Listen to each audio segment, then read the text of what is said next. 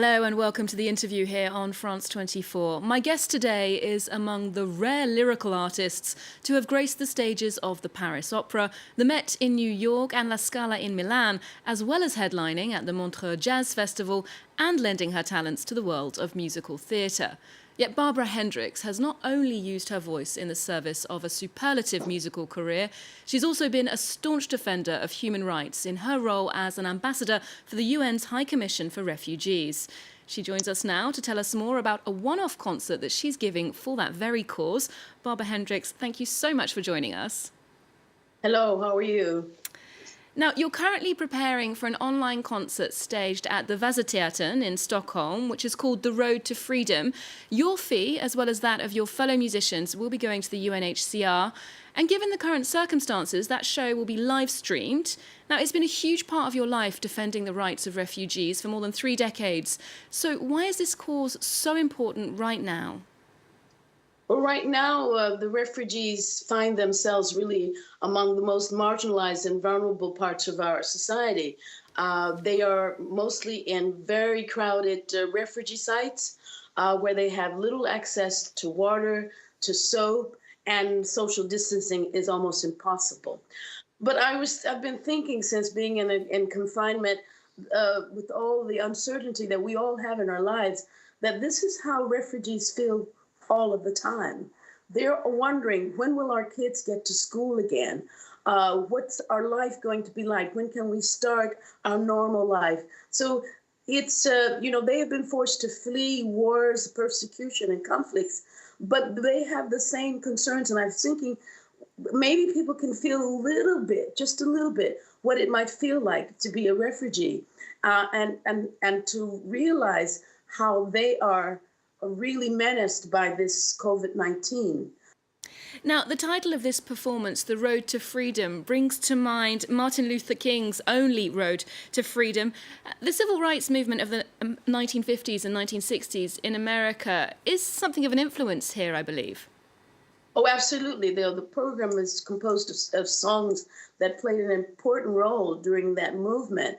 And also, I would like to say, of course, it was led by Martin Luther King, but would not have happened and been a success without the many unknown women who facilitated that movement. I mean, we know Rosa Parks because she was a great inspiration to the movement, but there were other women, Diane Nash, Daisy Bates, Fannie Lou Hamer.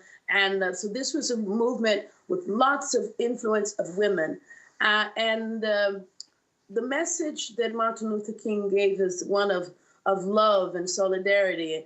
And I've been seeing so many examples of people being generous and helping others in kindness during this pandemic, these uncertain times. And it gives me great faith that when things calm down and we are able to get back to normal, that maybe we're going to think life a little bit differently. We value more reaching out to one another, those who are close to us and our neighbors. So in this concert, I will be doing quite a few quotes from Martin Luther King. And one of them that always touches me so is that hate cannot reduce hate or get rid of hate. Only love can do that. Now, speaking of the civil rights movement, you were born in Arkansas at a time when the Jim Crow laws of segregation were still in place, and you've said it was like being born a refugee in your own country since you didn't have the same rights as white people. Growing up, did you believe that as a black woman, you would go on to be one of the world's most famous opera singers, that you would see a black man elected president of your country? No, I didn't.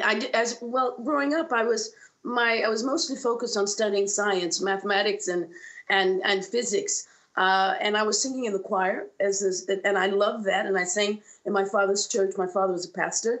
I knew that music was going to be a part of my life for all of my life because I loved it and I loved singing.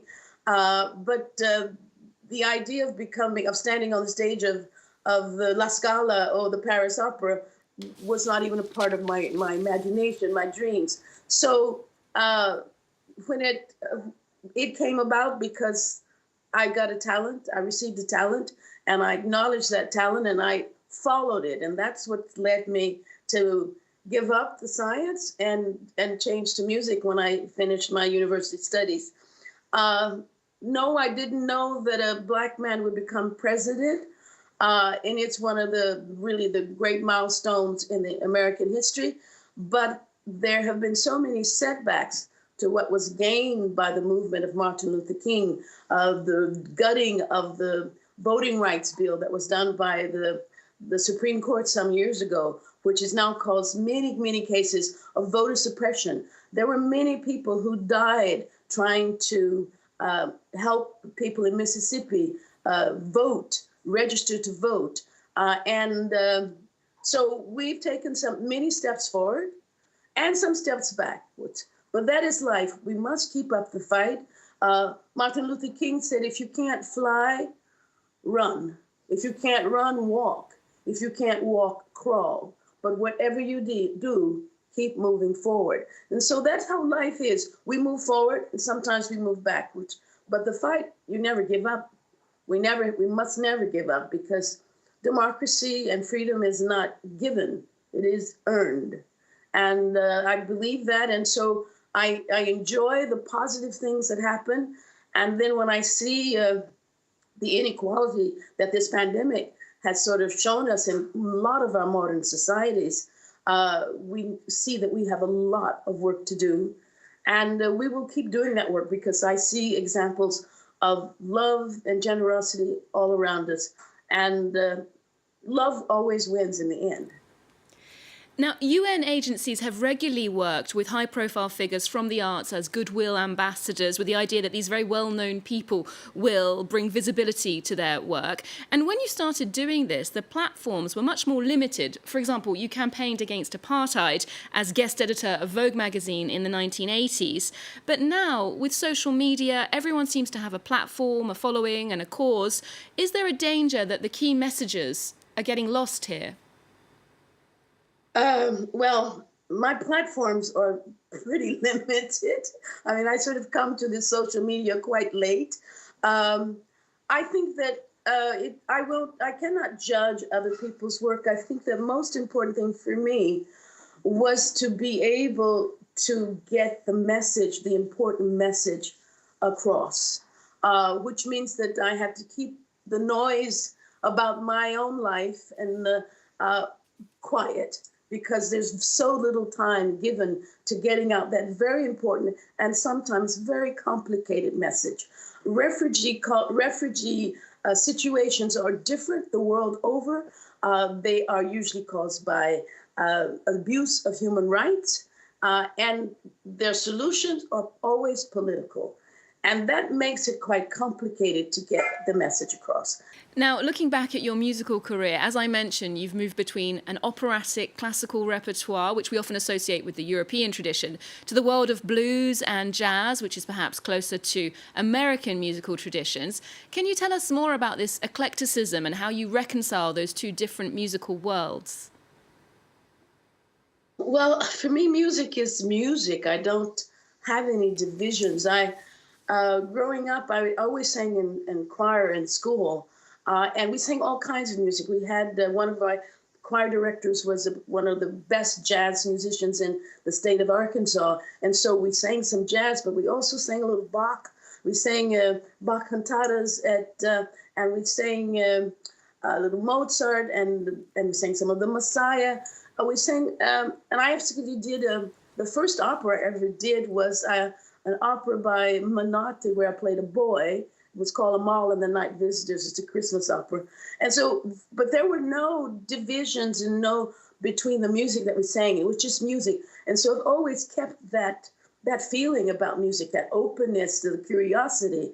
But these two different ways, or you say directions, really represent two cultures that I carry in myself. I mean, I grew up in America. I carry those roots very deep. My feet are rooted deeply in the dirt of Arkansas, where I grew up, but I've lived most of my life in Europe.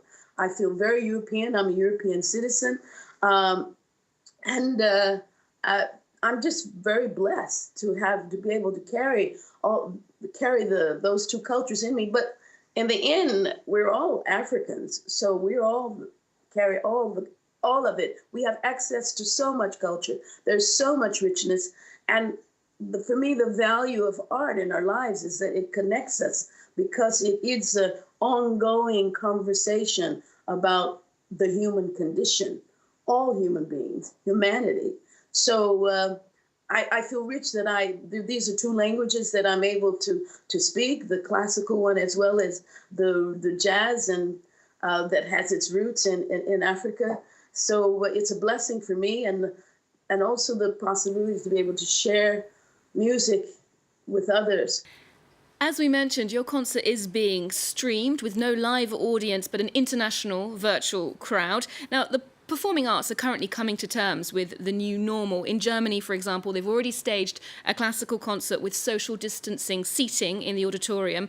But some theatre directors and opera directors are refusing to go ahead with socially distanced performances or rehearsals where actors can't touch or kiss. Do you think the performing arts are going to have to adapt and make significant changes, or are they just going to sit this one out? Well, we are adapting. There are many musicians who are sending out concerts, performances from their homes or from their own studios. I think we're going to have to listen to the scientists and to not take the risk to start too soon. But you know, we've gone through periods of war where we've adjusted, and I think that the arts may come out more appreciated and better on the end than when we finally are able to go back to sitting in halls and hugging each other. So I think we have to wait it out, but use the means that we have in the meantime to stay in touch as much as we can. Barbara Hendricks, thank you so much for speaking to us today. That's all. Thank you. I just wanted to say one thing. I wanted to say that we almost think about all of the people who are grieving for their loved ones whom they've lost during this, and those who are sick fighting this pandemic, and always to the people who are the caregivers in this world. Indeed, our thoughts are definitely with those people there. Thank you so much, Barbara Hendricks, for your thoughts today. That's all for this programme. Do stay with us here on France 24. There's more news coming up in just a moment.